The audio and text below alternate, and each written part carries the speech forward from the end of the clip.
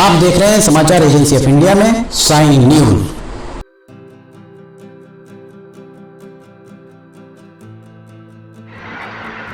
नमस्कार दोस्तों, समाचार एजेंसी ऑफ इंडिया के साइन न्यूज में लिमटी की लालटेन के 306वें एपिसोड में एक बार फिर आपका स्वागत है। आज हम बात करते हैं कान फाड़ू शोर पर कैसे लगेगा अंकुश, सरकार के नियम कायदों का पालन कराने की जवाबदेही किसकी। जिस तरीके का शोर, कान फाड़ू शोर पूरे देश में कि हर शहर में चल रहा है, उस बारे में चर्चा करते हैं। लिमटी की लालटेन के 306वें एपिसोड में एक बार फिर आपका स्वागत है। महानगरों सहित अन्य शहरों में सड़क के आसपास अगर आपका घर, कार्यालय, शाला या कहीं आप रहते हैं तो आप कान फाड़ू शोर के मायने आसानी से समझ सकते हैं। मनुष्य के कान जितना शोर सहन कर सकते हैं उससे कहीं ज्यादा शोर पिछले कुछ सालों से उनके कानों के आसपास नजर आ रहा है जो सड़कों के आसपास रहते हैं। ये शोर है सभी के आसपास, पर ज्यादातर उनके कान के आसपास होता है जो सड़क के किनारे रिहाइश जिनकी है। हाल ही में यूनाइटेड नेशंस एनवायरनमेंट प्रोग्राम के द्वारा एक रिपोर्ट जारी की गई है।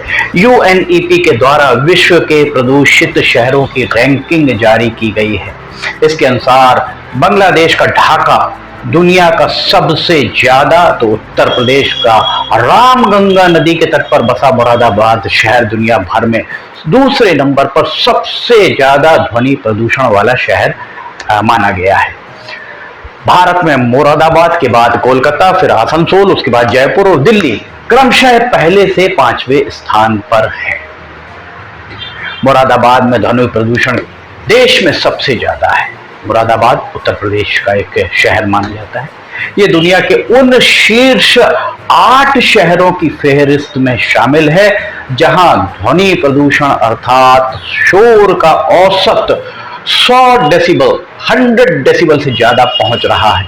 ढाका में ये 119 है तो मुरादाबाद में 114 डेसिबल पाया गया है।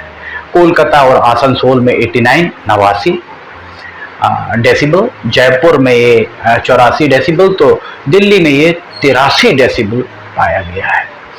ये रैंकिंग विश्व स्वास्थ्य संगठन द्वारा वर्ष 2018 में जारी किए गए दिशा निर्देशों के तहत सूर्योदय के उपरांत और सूर्यास्त के पहले जो शोर है उसके अध्ययन के बाद जारी की गई है। इन दिशा निर्देशों की बात करें तो सड़क पर आवागमन के समय ये शोर 53 डेसिबल, रेल आवागमन के दौरान 54 डेसिबल, पवन चक्की और हवाई जहाज में ये 45 डेसिबल से अधिक नहीं होना चाहिए, क्योंकि इससे ज्यादा डेसिबल वाला शोर मानव स्वास्थ्य के लिए अति हानिकारक माना गया है। यूएनईपी की रिपोर्ट में यह भी कहा गया है कि उद्योग,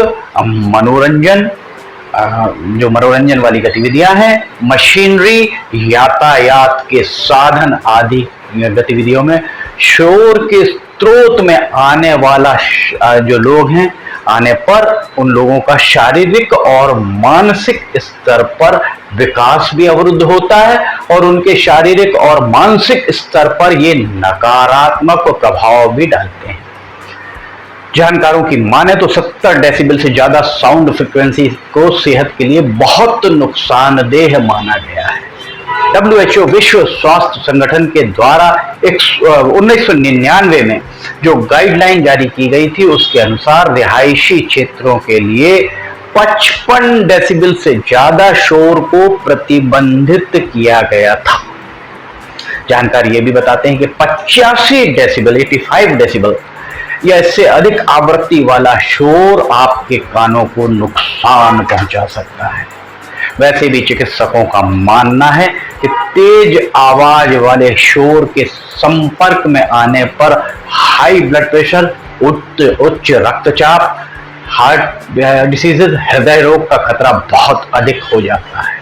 इसलिए अस्पताल और शालाओं के आसपास शोर पूरी तरह प्रतिबंधित होना चाहिए। प्रतिबंधित किया भी गया है, दिशा निर्देश हैं, नियम कायदे हैं, पर देश में ये कागजों पर प्रतिबंध लगे हैं। हकीकत में यहाँ सबसे ज्यादा शोर होता नजर आता है। अगर देखा जाए तो जो लोग ज्यादा शोर के बीच अपना अधिक समय बिताते हैं वे अपेक्षाकृत तेज आवाज में बोलने लगते हैं। आपने देखा होगा कि आप और हम जब बात करते हैं तो आपके हमारी एक स्तर होता है बातचीत का, एक फ्रिक्वेंसी होती है, उससे ज्यादा तेज आवाज में वो लोग बात करते हैं जो ज्यादा शोर के बीच में रहते हैं। उन्हें मध्यम ध्वनि जो आप और हम सुनते हैं उसे सुनने में परेशानी होती है। तेज आवाज में बोलने वाले से उनके शरीर और हृदय पर नकारात्मक प्रभाव पड़ने लगता है। ध्वनि प्रदूषण के कारण होने वाली एक आम बीमारी टिनिटस है, जिसे कानों का बजना भी कहा जाता है। मनुष्य के कान जितनी कम से कम ध्वनि सुन पाते हैं उसे अनुशब्द अर्थात 20 हर्ट्ज से कम, और अधिकतर जो ध्वनि सुन पाते हैं उसे पराशब्द अर्थात 20,000 हर्ट्ज से ज्यादा ध्वनि आप नहीं सुन सकते। 20 से कम और 20,000 से ज्यादा आप नहीं सुन सकते। लगातार शोर के संपर्क में रहने वालों के कान कमजोर हो जाते हैं, जिससे जो टिनिटस बीमारी अभी हमने आपको बताई, एक होती है कान का बजना, और आपके इसके परिणाम स्वरूप आपके कान में झींगुर जैसी बजने की आवाज 24 घंटे सुनाई देने लगेगी। ये बहुत आम हो गया है। आज के युवा 24 घंटे कानों में ईयरफोन लगाए रहते हैं। इसके परिणाम स्वरूप अगर आप उनके आसपास रहकर उनसे बात करना चाहें तो वो आपकी हरकतों और आपकी आवाज को भी नहीं भाप पाते हैं। ये स्थितियां बन चुकी हैं। ये सच है कि कर्णप्रिय मधुर हल्की ध्वनि रोजमर्रा की जिंदगी में आवश्यक है। यही कारण है कि 80 के दशक तक रेडियो और टेप रिकॉर्डर में आपने बहुत हल्की ध्वनि में संगीत सुना होगा। वो बहुत ज्यादा आनंददायी और कर्णप्रिय हुआ करता था। आज के समय में तेज, विशेषकर कर्कश आवाज लोगों के लिए परेशानी का सबब बन चुकी है। जानकारों की अगर माने तो तेज आवाज एक अदृश्य खतरा है जिससे बचना चाहिए। ये मनुष्य के शारीरिक और मानसिक दोनों तरह के स्वास्थ्य के लिए और जीवन शैली को बुरी तरह प्रभावित करता है, स्वास्थ्य के लिए खतरनाक है। अत्यधिक शोर के संपर्क में आने के कारण आज के युवाओं का शारीरिक और मानसिक स्वास्थ्य एवं विकास इस सब पर प्रभाव पड़ता हुआ दिख रहा है। कल्पना कीजिए कि आप कहीं जा रहे हैं और आपके बाजू से कोई बहुत तेज आवाज में डीजे बजता जा रहा है तो आपको एकाएक घबराहट महसूस होने लगेगी। आप महसूस करेंगे कि आपको घबराहट होने लगी है। देखा जाए तो शोर काफी हद तक मनुष्य के जो शोर है वो बहुत ज्यादा हद तक मनुष्य के मनोवैज्ञानिक प्रभाव भी डाले बिना नहीं रहता है। अवांछनीय और अप्रिय लगने वाला शोर आपको न केवल परेशान करता है वरन आपको तनावग्रस्त बनाने में भी मददगार साबित हो सकता है।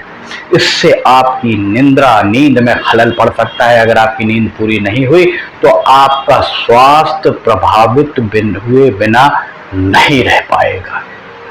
अत्यधिक शोर में रहने के कारण आपकी श्रवण क्षमता भी बुरी तरह प्रभावित हुए बिना नहीं रहती है। ये बात भी उतनी ही सच है जितनी कि दिन और रात। संयुक्त राष्ट्र की एक रिपोर्ट पर अगर गौर फरमाएं तो विश्व में लगभग 1.5 से 1.25 करोड़ लोग वर्तमान समय में कम सुनने वाली अवस्था या बीमारी से गुजर रहे हैं। इस रिपोर्ट के अनुसार आने वाले 25 साल बाद अर्थात 2050 के आसपास दुनिया का हर चौथा व्यक्ति अर्थात कुल आबादी का 25% हिस्सा किसी न किसी तरह की श्रवण समस्या या कम सुनने जैसी अवस्था को प्राप्त हो जाएगा। 25% लोग ऊंचा सुनने लगेंगे। शीर्ष अदालतों के द्वारा भी अधिकतम शोर कितना होना चाहिए इस बारे में दिशा निर्देश जारी किए गए। इन निर्देशों का पालन नहीं हो पाता है। ये बात बिल्कुल सच है। सरकारों को चाहिए कि वे जिला प्रशासनों को, जितने भी जिला प्रशासन है पूरे देश के, हर जिले के प्रशासन को ताकीद किया जाए और एक हेल्पलाइन नंबर जारी किया जाए ताकि अधिक शोर होने की स्थिति में लोग शिकायत कर सकें और जिले के प्रशासन, जो जिला प्रशासन है वो तत्काल इस पर संज्ञान ले, स्वसंज्ञान से कार्रवाई करे। ये काम केंद्र सरकार और सूबाई सरकारों को करना चाहिए। इसके साथ ही पालकों को भी चाहिए कि वे अपने घरों के आसपास इस तरह का माहौल तैयार करें ताकि बच्चों को शांत वातावरण, शांत माहौल मिल सके। वैसे ध्वनि प्रदूषण विनियमन और नियंत्रण अधिनियम 2000 के तहत शोर उत्पन्न करने वाले उपकरणों का इस्तेमाल, तेज आवाज वाले फटाके फोड़ना, हार्न बजाना, ऊंची आवाज में संगीत बजाना या वाद्य यंत्र बजाना प्रतिबंधित किया गया है। अगर इस कानून का पालन ही सख्ती से होने लगे तो विश्व के ध्वनि प्रदूषित जिलों की फहरिस्त से भविष्य में भारत के शहर, जितने भी शहर अभी शामिल हैं, 8-10 शहर शामिल हैं, उनके बाहर निकलने के मार्ग प्रशस्त हो सके। लिमटी की लालटेन के 306वें एपिसोड में फिलहाल इतना ही। समाचार एजेंसी ऑफ इंडिया की साइन न्यूज में अगर आप लिमटी की लालटेन देखना चाहते हैं तो आप समाचार एजेंसी ऑफ इंडिया की वेबसाइट या साइन न्यूज के न्यूज चैनल पर जाकर इसे देख सकते हैं रोजाना दोपहर 2 बजे, जिसे अब पाठकों की जो हमारे दर्शक हैं उनकी मांग पर सुबह 7 बजे करने का हम निर्णय ले रहे हैं। पर यह निर्णय कब से, संभवतः 15 अगस्त से सुबह 7 बजे प्रसारित करना आरंभ होगा। अगर आप इसे देखना चाहते हैं तो समाचार एजेंसी ऑफ इंडिया की वेबसाइट या साइन न्यूज के न्यूज चैनल पर जाकर देख सकते हैं। अगर समाचार एजेंसी ऑफ इंडिया की साइन न्यूज में आपको ऑडियो बुलेटिन, मौसम के अपडेट, लिमटी की लालटेन, अन्य वीडियोस पसंद आ रहे हो, खबरें पसंद आ रही हैं तो आप इन्हें लाइक, सब्सक्राइब और शेयर जरूर कीजिए। नीचे जाकर कमेंट बॉक्स में लिख के बताइए कि आपको ये कैसे लग रहे हैं। लिमटी की लालटेन का 306वें एपिसोड में फिलहाल इतना ही। लिमटी की लालटेन का 307वां एपिसोड लेकर हम बहुत जल्द हाजिर होंगे। तब तक के लिए आपसे इजाजत लेना चाहेंगे। जय हिंद।